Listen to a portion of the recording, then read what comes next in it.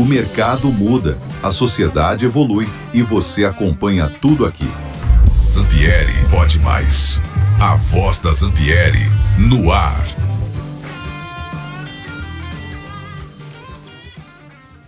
Olá, pessoal! Vamos começar agora mais um episódio do Zampieri Pode Mais, o podcast oficial da Zampieri Imóveis. E nos últimos anos, nós tivemos um boom de lançamentos de estúdios. Apartamentos de 16, 18, 20 metros quadrados ou até menos, que foram comercializados para que sejam locados por curta temporada. E isso virou uma febre em várias capitais do Brasil, inclusive aqui em Maceió. E o discurso de investimento, ele é sedutor. É ocupação garantida, valorização certa, parece ser maravilhoso. Mas o que muita gente não para pensar é: será que esse lançamento ele foi baseado em dados, em leitura de mercado? Ou foi mais um caso de manada ali, onde se replica um lançamento que está acontecendo no Brasil inteiro sem se medir as reais consequências? E existe um outro lado da moeda. Quais são as consequências dessas locações? Quais são os efeitos jurídicos que elas causam? Quais são os efeitos que elas causam nos condomínios desses empreendimentos? E quais são os efeitos que elas causam para você, proprietário, que investiu, apostou nesse investimento sem que tenha clareza sobre essas consequências? E para esclarecer um pouquinho sobre isso, ou talvez acalorar esse debate, eu recebo hoje aqui 3 grandes nomes do direito imobiliário nacional, pessoas que eu admiro muito e que são referência quando o assunto é locação de imóveis e condomínios. Recebo aqui Jacques Buchatsky, nosso conhecido como Jackson, que está aqui conosco, Rubens Carlos Elia e a Cristiane Elias também. Quero que vocês se apresentem um pouquinho, pessoal, antes da gente começar nossas perguntas. Então, eu sou o Jacques. Ele é o Jacques.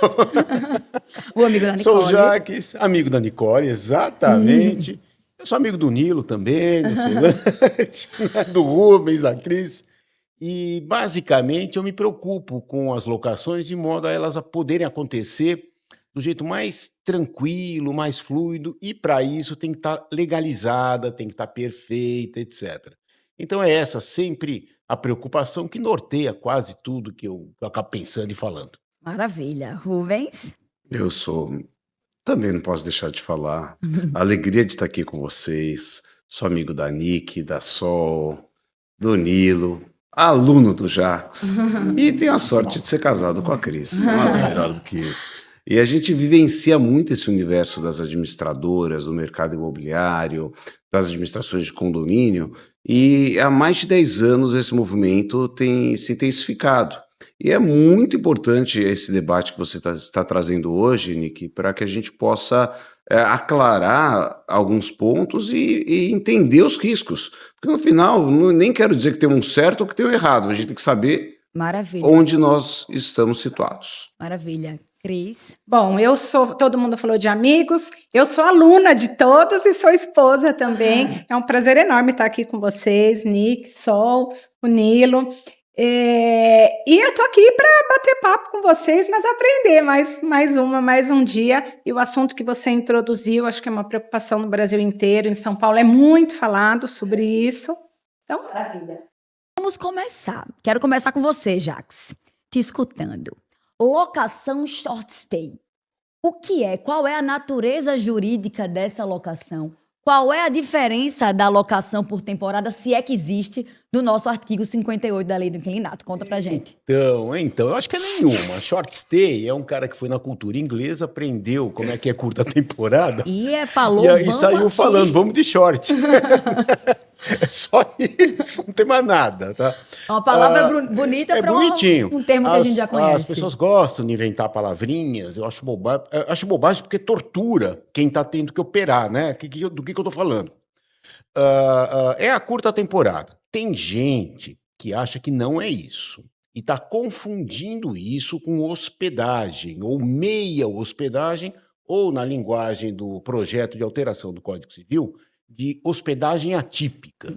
Eu não sei o que é. A bendita tipicidade. A tipicidade, das coisas. Eu sou o Jacques atípico. O que é isso? Não sei, estou em Maceió, então... Não sei. Não mais é objetivo impossível, né? Não sei. Então, é isso. Agora, basicamente, é uma locação por temporada, está regulada na lei de locações. ela tem que ter até 90 dias, ela tem uma série de regras normais e, melhor, regras com as quais as pessoas estão acostumadas. Agora, uma coisa bacana que você falou na introdução é que eram investimentos em prédios destinados a isso. Sendo assim, juridicamente, só estou falando, já se resolvem 90% dos problemas. Quando já nasce assim. Nasceu assim, está na convenção. Por quê? Que é o que a gente estava discutindo. Tem gente querendo que seja obrigatório estar na convenção que pode. Tem gente dizendo que, não, na convenção tem que dizer que não pode. E nessa briga, se você entra com o baile começado, samba. Né? Se você entra num prédio já organizado, com uma boa convenção, deixando muito claro o que é aquilo que o Rubens falou, não tem tanto risco. O risco é só de mercado, de negócio, e aí, advogado, se soubesse fazer isso, não era advogado, provavelmente, era empresário.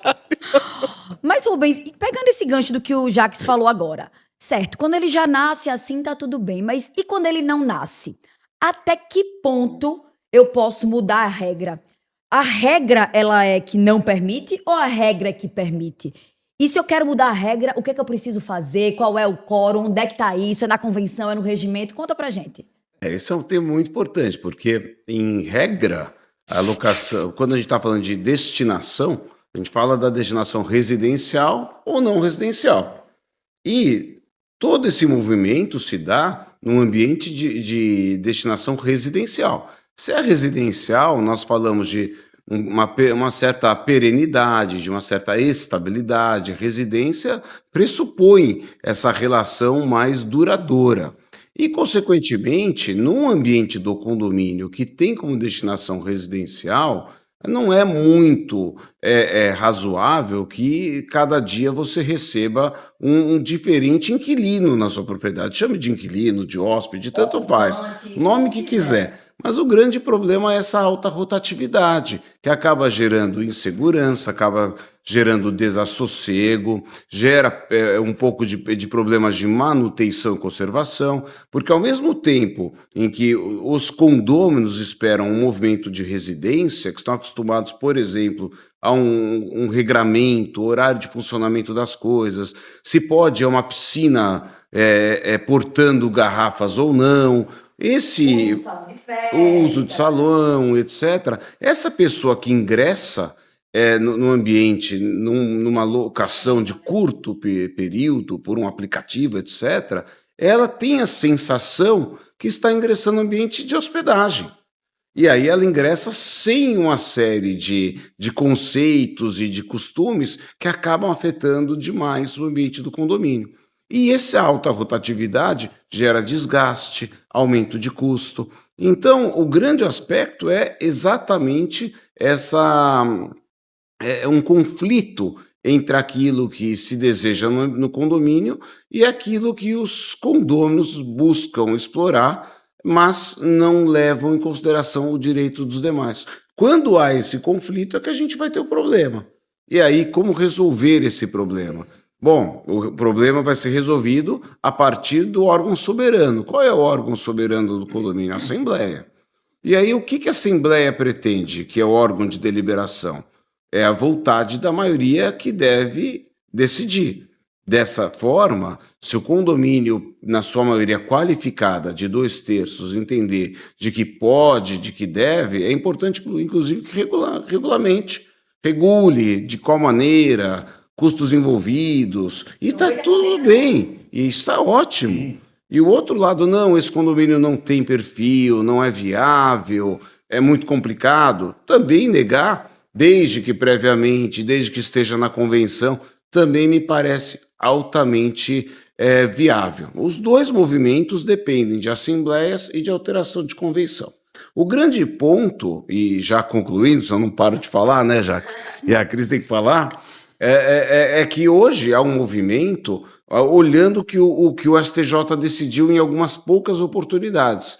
E o STJ, num movimento voltado para uma estabilidade, uma pacificação de lei federal, ele tem que ser mais rigoroso.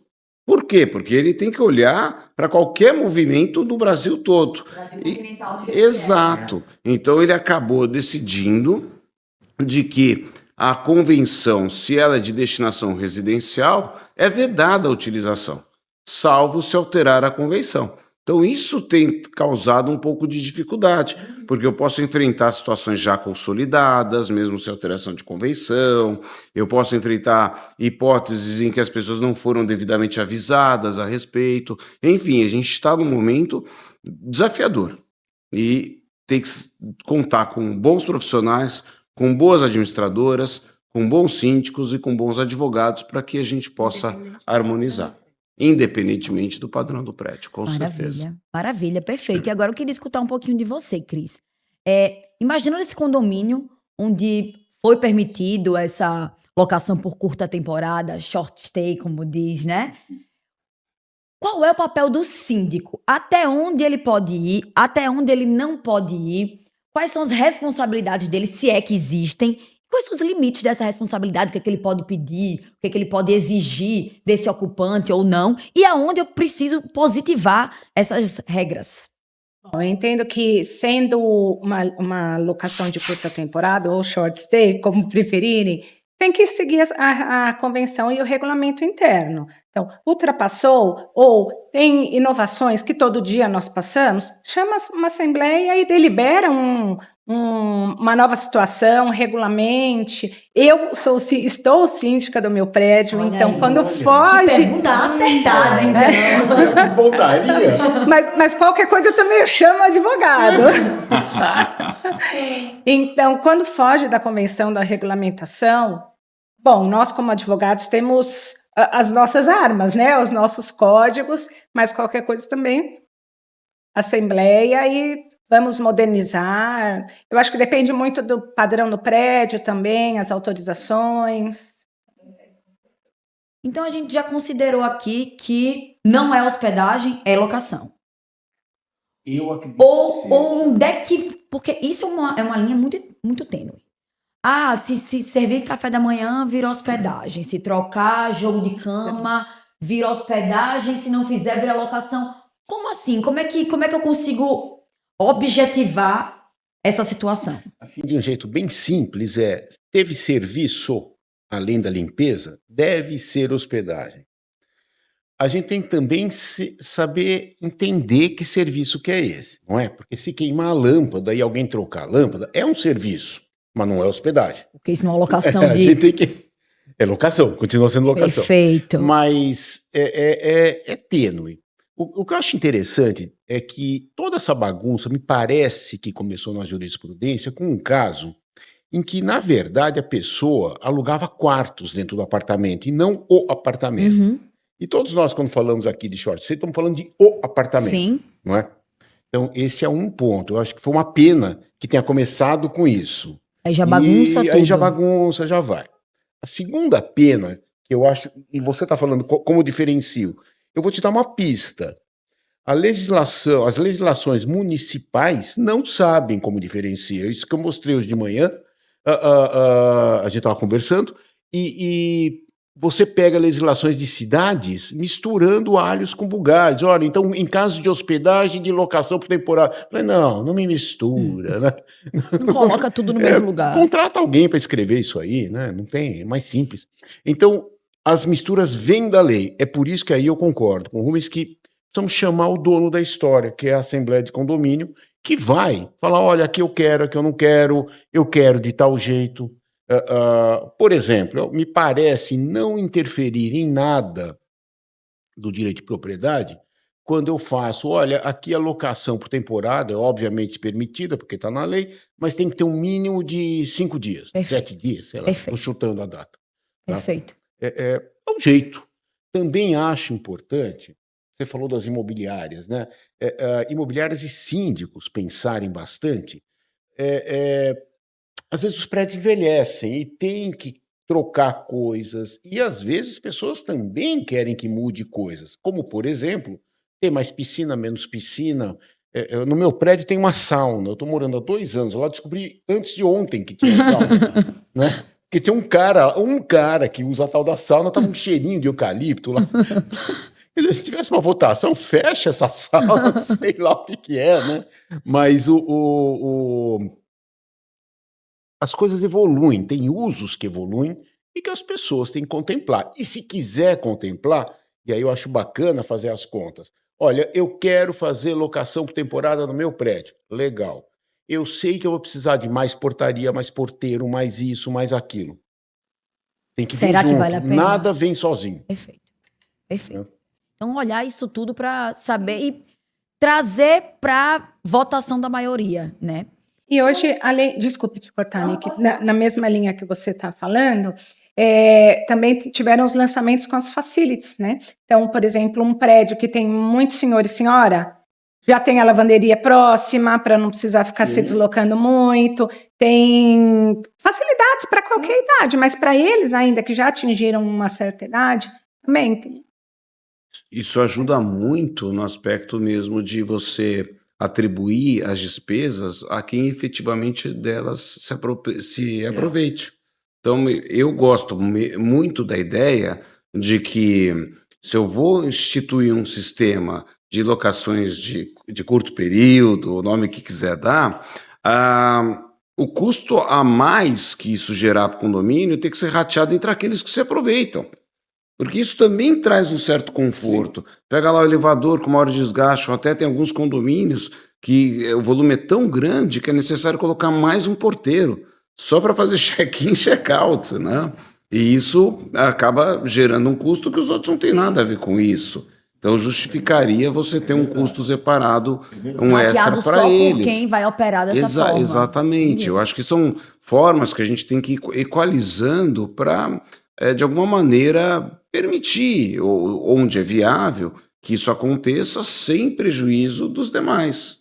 Que é um princípio básico de E é vedação. interessante dizer, isso aí seria perfeitamente legal. Legal. Não estamos falando de nada de ilegal. Ninguém está inventando nada. Isso que é importante. Está tudo na lei. Um outro prédio que você falou de contratação de um outro porteiro, muito próximo à nossa casa, com esse negócio de e-commerce.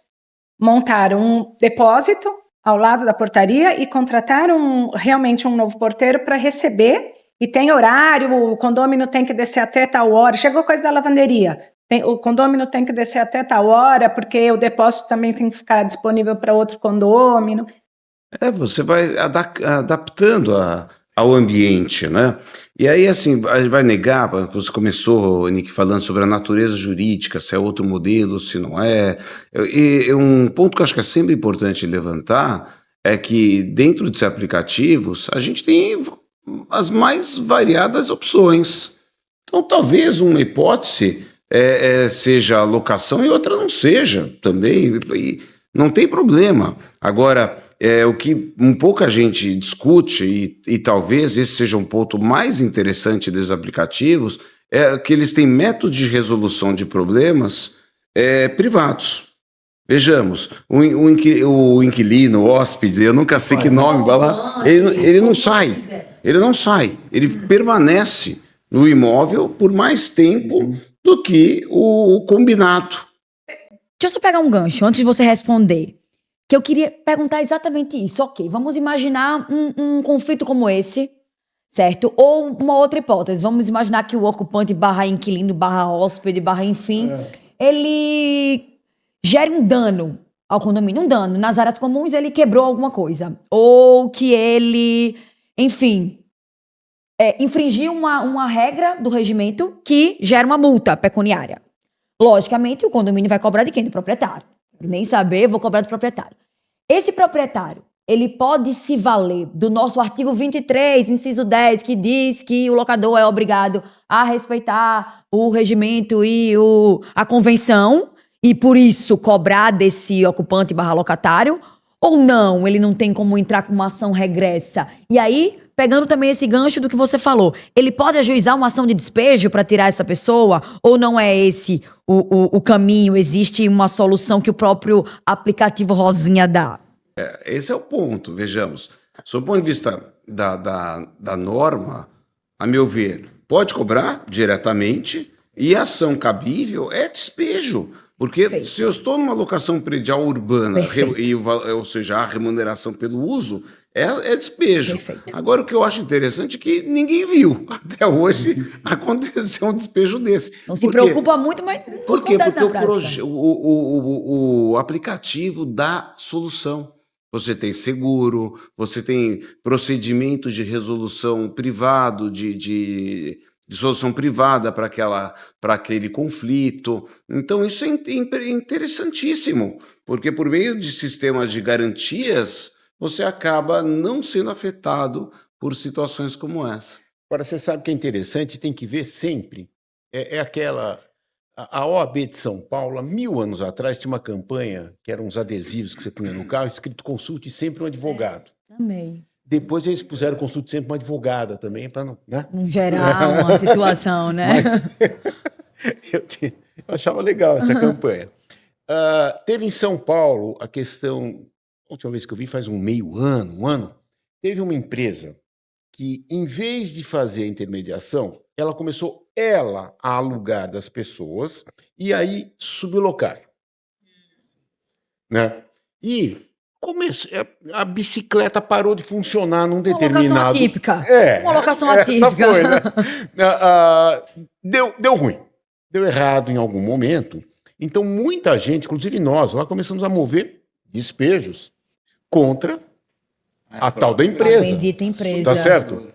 Que, de repente, aquele subinquilino era pego de surpresa, porque ele estava pagando. Putz. O que está acontecendo? Virou um escândalo, lógico, né? Multiplicado por centenas, imagino, de ações. Então, qual é a lição que a gente aprende? Vamos ver que contrato eu estou assinando.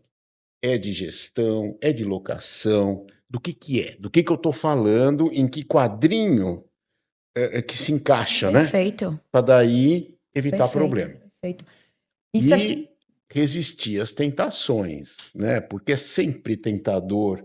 Vou alugar para uma empresa que me paga uma fortuna. É bárbaro isso, né? As propostas muito sedutoras, né? Como Não eu tinha falado no não começo. pode. Exato. Porque é exatamente isso, né? Às vezes você investe achando que vai ser locação, chega lá na frente e, na verdade, é a hospedagem que tem outra lei, outras regras. E aí, eu comprei achando que era uma coisa, mas na verdade é outra. Ou eu comprei achando que ia ser hospedagem, eu comecei achando que ia ser regrado como tal, e do nada eu sofri uma ação de despejo. Como assim se eu sou um hóspede, um mero hóspede, né? Então, são assuntos muito delicados, né? É um ecossistema onde a gente precisa dar voz para quem mora ali, precisa escutar através de uma assembleia, como vocês muito bem colocaram, e precisa estar bem assessorado. Né? Precisa, você que é síndico, ter um bom advogado, ter uma boa administradora, você que é investidor, entender o que é que você está comprando, entender que retorno mágico é esse, que equação mágica é essa, e você que está usando, entender, né? Puxa, se eu fizer alguma coisa aqui, se eu quebrar ali aquele vasinho, vão poder cobrar de mim, certo? Perfeito. E além do que, investidor, saber o que está comprando. Porque muitas vezes acha que está comprando, vou poder locar, e não pode. E às vezes você entra ali num prédio que, apesar de ser um quarto-sala, não pode é um locar. prédio residencial. Ponto final. Agora, eu acho que as operadoras também têm uma responsabilidade aí na história de dois lados. De explicar o que estão fazendo. Você está agenciando o quê? Locação? Você está agenciando hospedagem? Quais são as regras? Não sou contra nada, hein? Deixar bem claro. Eu acho que ninguém de nós é contra nada. É apenas, eu só quero que deixe claro. Eu não quero enganar ninguém. Eu não quero que ninguém se engane. Só isso. Só isso. Essa é a primeira parte. Segunda parte. Quando eu simplesmente faço uma intermediação e se esgota aí o meu trabalho, apresentei A para B e fechar o negócio, está feito, está fechado, está legal. Quando eu ofereço mais serviços, tipo, olha, eu vou lá entregar a chave, eu vou ver, eu não vou ver, tem um mordomo que acompanha, etc e tal, é bacana. Só que será que isso aí não gera mais alguma responsabilidade? Quem entrou no apartamento é o cara que alugou ou é um outro cara? Né? Não estou, eu não sei se aqui tem também, mas eu não estou aí demonizando, falando, esses casos aí tem muito bandido. Não, tem tanto quanto no outro. Não tem, é igual, né? Mas quando eu vendo alguma coisa, eu tenho que entregar a coisa inteira. Eu não posso só entregar o meu nome. Eu tenho que entregar o serviço inteiro. Então, entreguei a chave, vi quem está lá, expliquei onde está a chave, falei que se perder a chave custa R$5, sei lá o quê. Tem uma assunção de responsabilidade. É por isso que, em um outro caso, existe até responsabilidade em coisas mais sérias, como uma explosão de gás, etc., que o gestor aí tem uma certa responsabilidade por ter visto ou não ter visto o imóvel, né? Olha, eu entrego imóveis após vistoria. Opa, você viu. Entrego imóveis sem vistoria. Você não viu. Acho importante isso. Eu acho que essas empresas que exploram esse match, né? Porque no final do dia eles fazem um match. Aproximou uma parte e outra. E não fazem uma análise preventiva do que estão alugando, do que estão colocando à disposição dos seus hóspedes. Se der alguma encrenca, por exemplo, alguém pegou fogo, ou já aconteceu em Campos de Jordão, de explodir ali um gás, etc., ela vai responder solidariamente, porque ela assumiu o risco. Né? A mesma coisa que você teria numa agência de turismo em relação à pousada que não entregasse aquilo que foi prometido. Então, eles assumem um risco importante. Claro que devem ter isso já na sua alocação de risco, já devem ter isso contingenciado, né? Mas é algo que de fato não fazem, né, Jacques? Não fazem, e aí eu não resisto, com todo respeito a todos os tribunais brasileiros. Eu não posso deixar de dizer o seguinte, também está nessa conta o fato de que as ações demoram e um processo para cobrar uma responsabilização vai demorar. Eu tenho certeza que a empresa conta com isso também, seja ela qual for. Não tem... as pessoas não...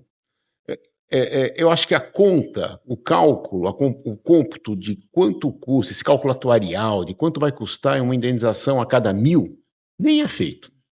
Nem é feito porque o cara vai entrar com uma ação, não vai. Isso já é uma... No dia a dia passa, e eles já colocam isso como risco mesmo, né? E aí quem se prejudica no final do dia é o coitado que tá lá, investiu achando que ia ter o melhor retorno do mundo e na verdade tá tendo que lidar com um monte de situação cabeluda, como a gente aqui tá vendo, né? E aí, só para apimentar um pouco mais, de forma rápida, a gente tá vendo que um dos principais assuntos agora do momento é a tal da reforma tributária. E o quanto isso vai impactar as locações. Muito se fala que isso vai impactar muito negativamente, o que, quando a gente olha na prática, nem é tão verdade, né? Às vezes, a depender da operação e de como é feita, a locação ela pode até gerar um crédito ali para as partes, que hoje ela não tem. Então, é muito importante entender melhor sobre isso. Muita gente demoniza, fala que é o fim da locação. E de jeito nenhum, né? Só precisa agora a gente se adaptar e estar, de novo, muito bem assessorado. Mas indo para a locação por curta temporada, a short stay, o que é que a reforma vai mudar, vai impactar nesse tipo de locação? Ou se também não vai ter esses grandes impactos como a massa pode estar dizendo que vai? Passou a bola. Um ponto que é importante é que esse tipo de... você pega a lei que tratou da reforma tributária, ela tem um capítulo destinado à habitação. Tem outro capítulo que é destinado à hospedagem. A alocação de curto período, temporada, etc., está em hospedagem, que vai ter uma alíquota maior do que a de locação, e o redutor, que foi uma base voltada para a neutralidade tributária, que é estabelecer um redutor que, em tese, não aumentaria, ele é menor. Menor do que o da locação. Menor. Então, vai ter mais impacto neste tipo de locação do que na locação tradicional. E a locação tradicional hoje é uma locação empresarial igualmente, né? Perfeito. Então não é simplesmente uma senhora que aluga um apartamento, a viuvinha que tem mais uma renda. Isso existe, é muito importante na sociedade. Mas o que a gente vê e que pode contribuir sobremaneira para a melhoria da habitação, do mercado, são grupos econômicos que venham explorar a locação profissional de Perfeito. residências, né? E essas, então, vão ter capacidade de analisar muito bem o investimento e entender o custo que esse novo tributo, ou esse novo modelo de tributação se coloca e os abatimentos, porque é um regime não cumulativo. Perfeito. Então, a priori, o impacto, se bem estruturada a operação, não é tão relevante ou nem haverá nessa circunstância, né? Sempre lembrando que a gente está falando aqui de imposto sobre consumo, falando de PIS, COFINS, ISS, IPI, a gente não está falando de imposto de renda, Isso. que esse ainda não foi tratado. Não foi tratado ainda, mas que a gente tem aquela decisão recente, né? De que quem estava fazendo as locações por aplicativo achando que ia ficar ileso, saiu agora uma decisão, né? Que o aplicativo Rosinha teve que prestar informações desde 2020 de todo mundo que recebeu. Mas então, as pessoas reclamam. Ninguém gosta de pagar imposto, por isso que não chama voluntário, chama imposto. Maravilhoso. Mas, existindo lei, tem que pagar. Se as pessoas inventam jeitos, criam modos de subterfúgios, tudo bem. Se forem pegos, vão ser multados, vão ser onerados, etc. O melhor dos mundos é o cidadão, a empresa, organizar o seu negócio cumprindo a legislação e, óbvio, repassando o possível e cobrando o mais possível e tendo muito lucro, e vai que vai. E não bolar uma operação sonegando. É outro Ou contando já com isso para o resultado isso, final. não Uma coisa que a gente dá. vê muito na prática, né?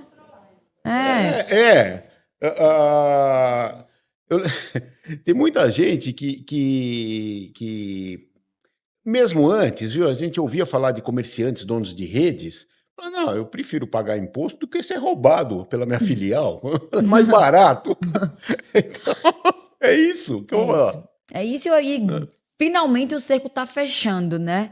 O cerco tá fechando com a reforma, com o CIB que vem aí na frente também, e com essa necessidade de fazer o que tem que ser feito, né? É o seguinte, eu acho que já fechou faz tempo. A partir do momento que nenhum de nós quatro tem R$100 no bolso e vai pagar tudo com Pix, Todo mundo sabe a tua Cada vida. vez mais. o mundo sabe, o bancário. taxista sabe o CPF. A Secretaria da Receita Federal sabe mais de mim do que eu mesmo. lógico. Né? Você pega a declaração de Talvez imposto a de minha melhor renda. amiga seja ela. Já vem pronta. Bem pronta. Já vem pronta. Tem coisas que você nem sabe. Tá lá, Nem lembra que você é. fez e aí tá lá já bonitinho. Então, fica. A gente tem que acostumar com esse mundo de pagar imposto. Tem que batalhar, como muita gente diz, eu acompanho, não é invenção minha, isso óbvio. Como é que é gasto esse imposto? Será que a alíquota está correta, não está correta? Esse tipo de coisa. Agora, faz parte. Estamos no mundo formal. Como diz o Rubens, só paga imposto quem fatura. Isso, é Também. isso. Não é? É isso. Isso também a gente tem que dar graças a Deus. A gente tá pagando, Paga, exatamente. graças a né? Deus. Que bom que estamos pagando impostos. Mas a realidade, né, quando a gente olha para a locação, não é bem essa. Mas agora, acho que a partir do próximo ano, acabou a informalidade, né? As coisas vão ficando cada vez mais difíceis para quem conta com ela como retorno de investimento. E a necessidade de você saber do que se trata essa reforma, não ficar surpreso e nem impressionado com qualquer conteúdo que você vê na internet, procurar saber, procurar novamente, estar bem assessorado. E como você estava falando, pegando um gancho, Rubens, do que você falou, né, da locação, a locação tradicional, vamos chamar assim, da senhorinha, seja a da senhorinha que tem ela para complemento de renda, seja a das pessoas que têm, enfim, mais de 20, 30, 40 imóveis colocando para locação, é uma coisa que eu bato muito na tecla. Ela não vai deixar de ser uma gestão de patrimônio. Hoje, quem olha para locação como apenas, ou para administração da locação, como apenas receber aluguel e repassar, tá morto. A locação é uma gestão de patrimônio, ela é historicamente um investimento muito seguro e cada vez mais popular para as pessoas aqui no Brasil, né? Que tem um papel até social muito relevante. Tem. Posso ponderar só uma coisinha?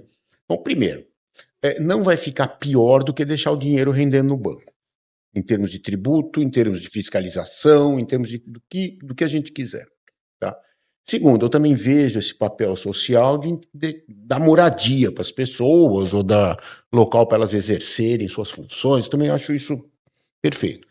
Terceiro, eu acho assim que historicamente a gente ainda herdou uma sensação de patrimônio, talvez de Portugal, antigo, aquela coisa toda, que é o bem de raiz, etc. Qualquer economista não chama isso de bem de raiz, chama de capital. Em vez do teu capital estar em barras de ouro, ou em reais, Perfeito. ou no que você quiser, Perfeito. está em tijolo, está em terreno, etc. Se você pega esse capital e usa ele para ficar na piscina, é um uso que você dá. Se você pega esse capital e usa ele para render, outro uso que você dá, simples assim. Assim como o dinheiro está no banco, você pode ir até a boutique, gastar tudo em roupa. Ou não. Comprar café. Pode, faz o que você quiser. É seu. É seu. Eu acho que tudo isso é tributado, tudo isso aí finalmente está aparecendo. Você está falando da gestão de patrimônio? Sem dúvida alguma. Isso é um patrimônio que tem que ser olhado com cuidado. Perfeito. Cuidado, é Perfeito. isso. Perfeito. Pessoal, infelizmente, já se encaminhando para o nosso final. Vão ter que voltar para fazermos a parte 2. Tá gravando? Eu queria ter uma gravação de vocês falando. Eu quero encerrar com uma pergunta para cada um. Quero que a Cris dê uma dica para o síndico que está aí diante desse impasse. Quero que o Rubens dê uma dica para as administradoras de condomínio e quero que o Jaques dê uma dica para o proprietário que quer ou não investir na locação short stay. Palco é de vocês. Eu aguardaria uma regulamentação, Nick, porque está muito ainda cru. Mas chama a Assembleia e decide em Assembleia o que nós vamos fazer. Né? É muita responsabilidade para um síndico Sozinho, tomar essa decisão sozinho. O prédio não é isso. dele ou dela. Perfeito, perfeito. Esse é o ponto. Eu costumo falar muito que, enquanto eu estou de síndica, o dinheiro não é meu. O meu dinheiro eu posso fazer o que eu quiser, eu guardo. Dos condôminos eu guardo mais ainda. E eu tenho condômino pedindo, faça isso, faça aquilo. Eu não faço. Vou chamar a Assembleia, o que tiver. Assim, Vamos decidir em colegiado. E eu acho que é para todos os assuntos. Claro que você tem um limite, mas você consegue sair um pouquinho. Não saio. Vamos para a Assembleia. Perfeito, perfeito. Acho que as administradoras têm o mesmo dever, que é uma correta orientação de como conduzir diante dos casos em concreto, né?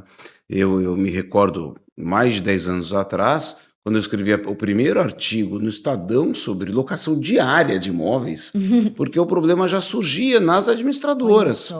E era o quê? Era como tratar o tema, ou como a gente deve lidar no dia a dia dos condomínios, de maneira que a orientar bem os síndicos, trazer um pouco de cultura para os condôminos, para a compreensão do que deve ser feito, né? E outro dado, que é o treinamento contínuo dos nossos gerentes, para compreender o que deve ser feito. Hoje em dia as pessoas têm dificuldade na leitura, não vou ter dificuldade na leitura, mas tem preguiça na leitura. Mas A até gente pra precisa ler. gente é difícil, né? Tem que ler, tem que pegar a convenção, o que a convenção diz, pode, não pode, se aprofundar nos assuntos de cada caso em concreto, para encontrar a solução melhor. Perfeito. E isso tem muito a ver com aperfeiçoamento, muito a ver com o treinamento do time Perfeito. no dia a dia. Interessante, né? Você escreveu há uns 10 anos atrás, locação diária. Você sabe que eu escrevi sobre isso também há uns 10 anos atrás? Também no Estadão. E o meu chamava Negócio da China. Olha só. Olha só. Negócio da China. Adorei. Vou colocar o link aqui embaixo das duas matérias. Olha, se eu for, como proprietário, eu acho que as pessoas... eu tenho uns clientes fazendeiros do Mato Grosso, e outro dia eles estavam indo lá para o escritório, chegaram lá e falaram, comprei um apartamento. Falei, onde? Não, eu vi um stand de vendas, achei bacana, aqui em Pinheiros, achei legal, eu comprei. Eu falei... Moça, me falou que ia render demais, só valoriza essa área. Você comprou? Comprei. Comprei. Você acha? Eu falei, eu não acho nada. Eu não acho absolutamente nada. Mas eu acho que as pessoas deviam se comportar. Hoje, né, já que você gosta de falar inglês, né, todo mundo faz due diligence nas coisas, né? Eu acho que tem que fazer uma due diligence na compra. Perfeito, então, fundamental. Que eu tô com, é como se fosse o comportamento. É como se você fosse comprar um carro usado. Você não leva no seu mecânico, né? Perfeito. Aí, tá bom, tá ruim, Perfeito. mexeram no velocímetro, sei lá o que é, né? Perfeito. É mais ou menos isso. A gente tem visto muita compra enganada, condições enganadas, ainda tem muito disso, e não estou falando de gente menos favorecida economicamente, não. Estou falando esse meu cliente é muito rico. Um cara... Mas espero que ele esteja ouvindo, só para ele saber que eu estou tirando uma da cara dele. Mesmo. Ele vai saber. Mas eu acho que é isso, cuidar. Comprar um imóvel, como comprar alguma outra coisa, é um investimento alto, não sobra dinheiro para ninguém. Não dá para ficar perdendo dinheiro. Dá para brincar. Tem que estudar um bocadinho, Perfeito. tem que dormir com a ideia, tem que consultar pessoas, tem que ir com o engenheiro, vai com o engenheiro. Pô, dá para parar um carro aqui nessa vaga? Pô, tem que perguntar, pô, não tá sobrando. Você sabe que é gozado, porque eu todo domingo, sabe aquele monte de anúncio de imóvel, né? Eu, se pudesse, assim, no vacilo, eu comprava todos. Todos lindos. E ó, vou mandar mais links para você, Não Jacques. tem imóvel Vou feio. mandar mais É links. lindo, né? Mas teria que ver o que é, o que é claro. aquilo, o que não é, cabe, não cabe, onde é esse ponto maravilhoso de São Paulo. Será que é mesmo maravilhoso? Não Quem sei. é que tá falando que Quem é falou? maravilhoso? Quem te falou? Perfeito. Num mundo onde a informação tá tão, o acesso à informação é tão Pois democratizado, é. a gente tem que buscar, né? E buscar pela fonte correta. Não adianta ver aquela pessoa que tem 200 mil seguidores falando ali qualquer coisa, né? Hoje a internet, ela dá muito palco. E aí, eu acho até que daria pra gente conversar, e eu sei que o Rubens gosta desse assunto também, daria pra gente conversar horas e mais horas sobre o que é a ciência inequívoca de cada um de nós. Se eu tenho toda essa internet à minha disposição, será que eu posso dizer que eu não sabia? A régua da responsabilidade Até subiu. que Mudou, ponto você pode dizer que na vaga você não sabia Eu que não ia sabia. caber seu Eu carro? nunca pensei, nunca guiei um carro. Que isso? eu acho mesmo. a pensar. Olha aí, Mas tema pro próximo podcast. eu volto a semana que vem. Pronto. Sabe que sobre esse assunto de vaga, bem rapidinho, nós recebemos uma consulta no escritório e virou processo depois. Um casal alugou um apartamento, eram 2 vagas. Entrou com um processo que falou que toda vez que tinha que sair, tinha que interfonar para o vizinho para tirar um carro, para chegar tinha que colocar. Só que na petição inicial, o casal colocou o mapa da garagem, colocou as medidas, colocou o carro que eles tinham. E na defesa, eu estava por uma administradora, e na defesa nós falamos, mas foi feita a visita. Falou do chuveiro, colocou tudo. A minha defesa, a petição dele já foi minha defesa. E exatamente isso, visitar a vaga de garagem, ver o apartamento, ver o salão de festas. Como é que só depois de 2 anos morando, você vem olhar pra minha cara e falar que agora virou um problema, Isso. né? Poxa. Dá pra parar. Depois de 2 anos eu vou saber que tem uma assalto no meu. Eu vou saber que tem uma Não pode nem reclamar, viu? Tem um cheirinho. Ai, pessoal, foi maravilhoso esse episódio com vocês. Não poderia ter sido melhor. Espero vocês próxima semana aqui. Eu vou mandar o link do voo, tá? E muito obrigada. E vocês, muito obrigada por ter acompanhado mais um episódio com a gente. Sigam a gente nas redes sociais, @ZampierePodMais, e até o próximo.